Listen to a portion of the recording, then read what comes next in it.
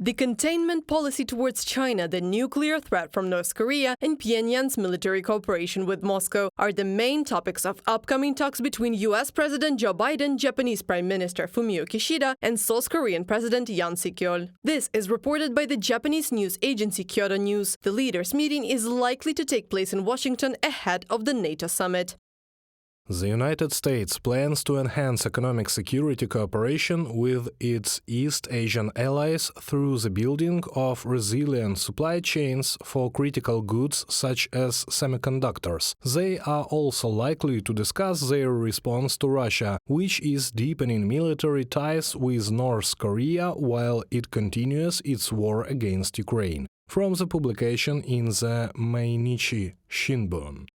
On March 18th, the head of the South Korean Defense Ministry said that North Korea had transferred 7,000 containers with ammunition and other military equipment to Russia since 2023. According to the Associated Press agency, the deliveries increased sharply after the meeting between Kim Jong-un and Putin in September 2023.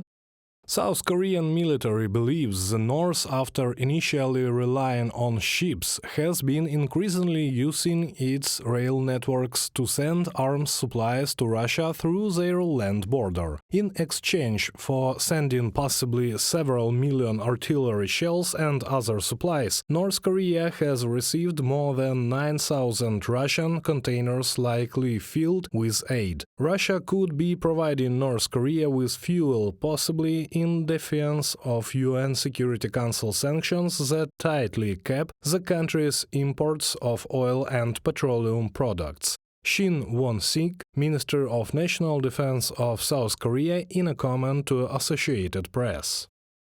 According to analysts, Washington relies on Beijing to contain North Korea. This is primarily about Pyongyang's nuclear program and supplies of missiles to Moscow. On February 21, 2024, the State Department announced that a representative of North Korea held talks with the special representative of China. They discussed Pyongyang's destabilizing policies and deepening its military cooperation with Russian Federation.